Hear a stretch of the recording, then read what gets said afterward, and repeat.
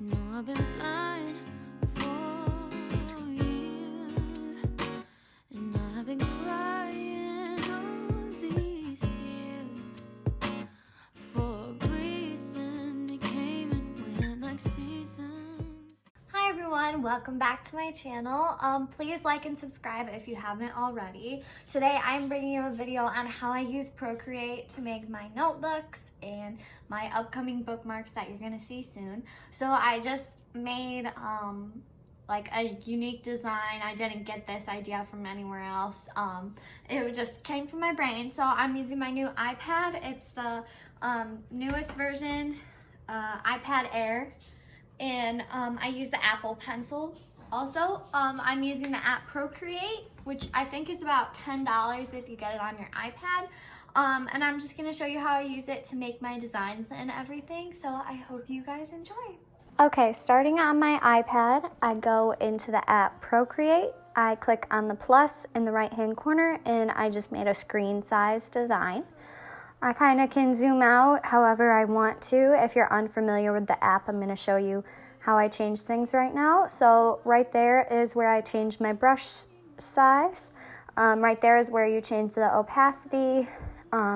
Up in the corner, if you click the paintbrush, that is the brush library, all the different brushes you can use. If you go to the eraser, that's how you can erase, and you can change the type of eraser that you want with the brushes as well. Then that is the layer button, and that is the color button. So I can adjust the color, the hue, anything like that. I can do black, white, basically any color I could imagine I can do, and I can save all my colors at the bottom there in the palette. First, I'm going into a regular monoline brush, and I'm choosing a brown color. So I start to make a shape. I wanted to make like a rectangle. So if you make a rectangle, hold it down where you stop and then click at the top, and you can make a rectangle, just the perfect size one, and adjust it if you need to. Then if you click the little mouse at the top, you can change where you put it on your page. Next, I'm going and if you drag the marker down and hold it, it'll make a straight line for you. So now I'm just making straight lines, making it look like an envelope. You can zoom in, make any small touch-ups that you need. And then I'm connecting the two lines, holding it down to make a complete straight line, and it's made. Next, I drag the color from the top, and it'll fill in the blank space in the envelope. I'm also taking a lighter color and then filling in the top portion to make it look like the inside of the envelope. Next, if you hold down on a color, it'll go back to that original color. So now I'm making the top of the envelope to make it look like it's open. So just a regular triangle size, and filling the bottom as well.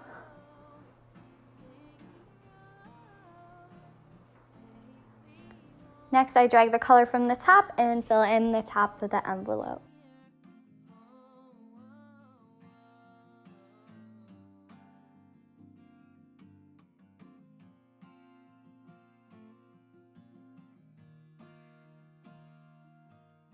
Next, I am making small little details on the envelope with the lighter brown shade that I was using, and making the line straight.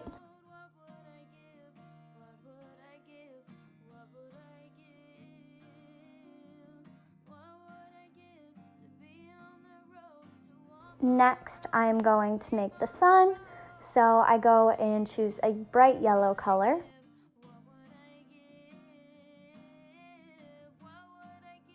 I go into the envelope and I make it a half circle that I'm okay with. Hold it down, it'll make it even. Next, I'm filling in the shape that I want with the sun.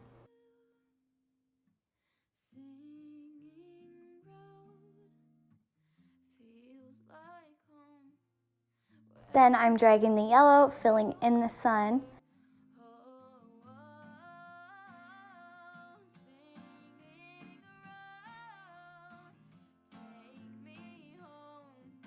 I'm going back to that other layer and just erasing those small marks that I didn't like right there. You can make the eraser really small if you want to and erase little small marks.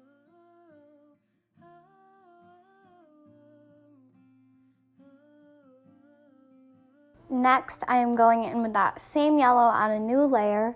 I am making the rays of the sun. So I am making just a sort of diagonal shape. Hold it down and fill in the center to fill it in. I was kind of touching it up, wanting to make it a little bit more even. Next, I want that exact same shape around the wrist, so I click the small S in the top, click on the shape, click copy and paste, and it'll form a new layer for you with that exact same shape. So then if I make sure I'm in that layer, I click the little mouse, move it over. I can rotate it if I want to, and then I have a new ray that's the exact same shape as the other one, and I can make it a little bit bigger if I need to as well. Next, I'm speeding up the process just because I showed you guys. It's just repeating the same steps, but this is making 3 additional rays for the sun as well.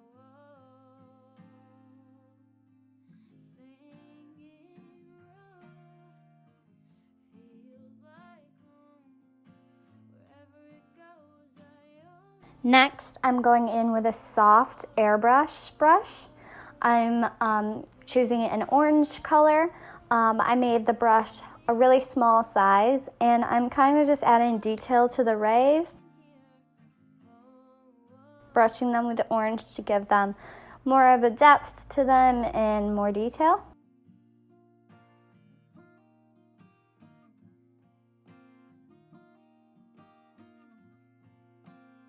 Keep in mind too, I'm doing this all with my Apple Pencil. I screen recorded it so you can't see the pencil, but what I'm using to draw is the Apple Pencil. I have the 2nd generation pencil.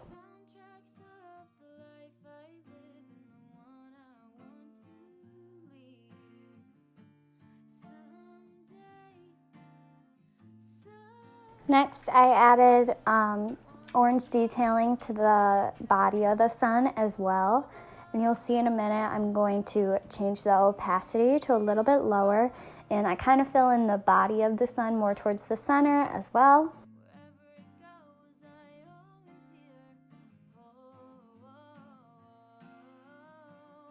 This gives it a bit more of an ombre effect, to have it darker towards the edge of the sun and lighter on the inside.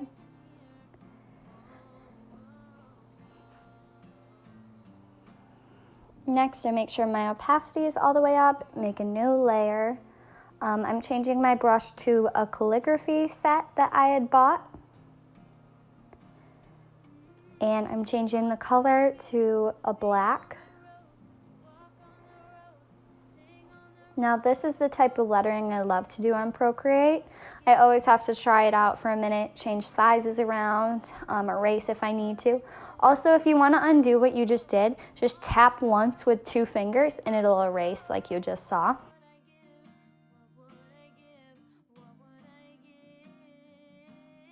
Then I wanted to move that over. I clicked the little mouse at the top and moved the here so it's in the center of the sun. Next, I'm doing both of these words in the same type of brush as well. What I love about the Apple Pencil is that it can register pressure. So I'm used to, on my downstrokes, pressing harder, upstrokes pressing lighter. So I like that the Apple Pencil can do that for me. It's like I'm writing on actual paper. Next, I changed to a brush that I had bought off of Etsy. And it's an outline brush, which I think is super cool. And you can also fill in the outline, but I didn't do that this time.